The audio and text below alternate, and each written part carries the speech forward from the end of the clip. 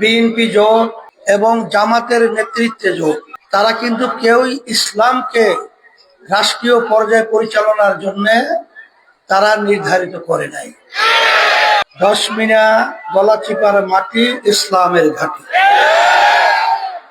আর জাতীয় নির্বাচন 2026 যারা প্রতিদ্বন্দ্বিতা করছে বিএনপি জোট এবং জামাতের নেতৃত্বে জোট তারা কিন্তু কেউই ইসলামকে রাষ্ট্রীয় পর্যায়ে পরিচালনার জন্য তারা নির্ধারিত করে নাই।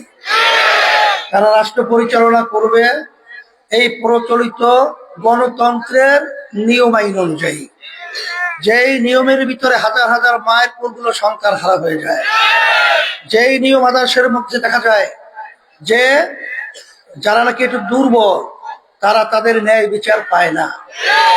যখন এক সরকার ক্ষমতায় আসে, ফাঁসির আসামি সরকার পরিবর্তনের পরে বেকচুর খালাস হয়ে যায়, আমাদের দেশের টাকাগুলো বিদেশে পাচার হয়ে যায়। এখন কথা হলো যে বারবার এই 54 বছর আমরা ভোট দিয়েছি, কিন্তু যা চেয়েছি তা পাই নাই, বরঞ্চ আমরা পেয়েছি দুর্নীতিতে 5 বার তামাম দুনিয়ার ভিতরে ফাঁস। আমরা পেয়েছি প্রতিটা রন্ধ্রে রন্ধ্রে দুর্নীতি এবং চাঁদাবাজি এবং অশান্তির আগুন ধাউ ধাউ করে জ্বলাইছে। যখন বিএনপি ক্ষমতায় আসে, আওয়ামী লীগ ঘর ছেড়ে পালায়। আওয়ামী লীগ ক্ষমতায় আসলে তারা ঘর ছেড়ে পালায়। কিন্তু ইসলামী আন্দোলন এমন এক নীতি আদর্শ নিয়ে আজকে আপনাদের সামনে এসেছে, যেখানে শুধু মুসলমান নয়, বিএনপি নয়, আওয়ামী লীগ নয়, এমনকি অন্য অন্য সংখ্যালঘু বিজাতিরা পর্যন্ত মায়ের কোলে সন্তান যেরকম নিরাপদ, তারাও ইসলামী নীতি আদর্শের মধ্যে নিরাপদ। বাস্তবতা হিসাবে আমি বলবো, চরমনাই খবর নিয়ে দেখেন, সেখানে হিন্দুরা পর্যন্ত বিভিন্ন মিডিয়ার সামনে তারা বক্তব্য রাখে যে আমরা চরমনাইতে আসি মনে হয় যেন মায়ের কোলে সন্তান বসবাস যেরকম নিরাপদ, এইভাবে নিরাপদে আছে। এই জন্য আপনারা আরো দেখেছেন 5ই আগস্টের পরে এক শ্রেণী নেমেছিল চাঁদাবাজি, টেন্ডারবাজি, স্টেশন দখল, জায়গা দখল, ঘাট দখল আর অন্য অন্য আদার্স। আর ইসলামী আন্দোলন বাংলাদেশ তখন খাদেম হিসাবে এই সংখ্যালঘু সহ তাদের জানমাল ইজ্জতের নিরাপত্তার জন্য তারা পাহারার দায়িত্ব পালন করেছে। করোনার সময় দেখেছেন, যখন বাপ সন্তানকে ফেলে পালা যায় এবং স্ত্রী স্বামীকে ফেলাইয়া যখন পালায়, তখন লাশ দাফন করার করে কেউ ছিল না।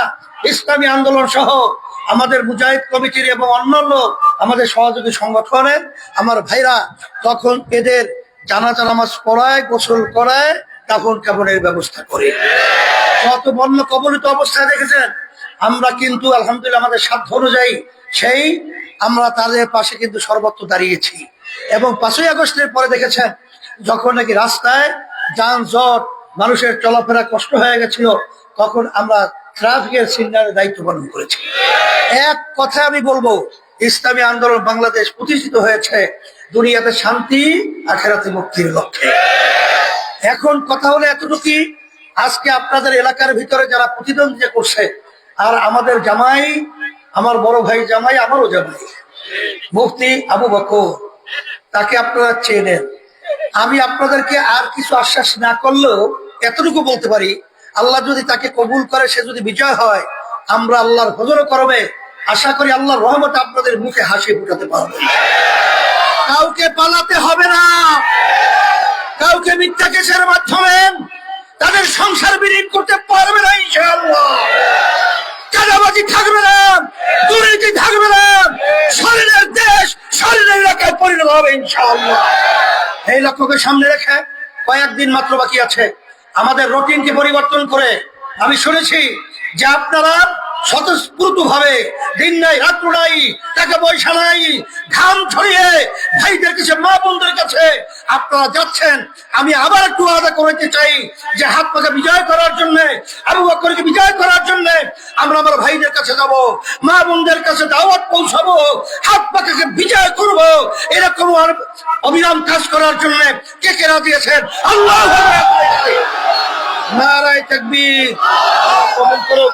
আমি হাত পাকা প্রতীক আবু বকর হাতে উঠিয়ে দিয়ে আপনাদের সামনে আমানত হিসেবে রেখে গেলাম।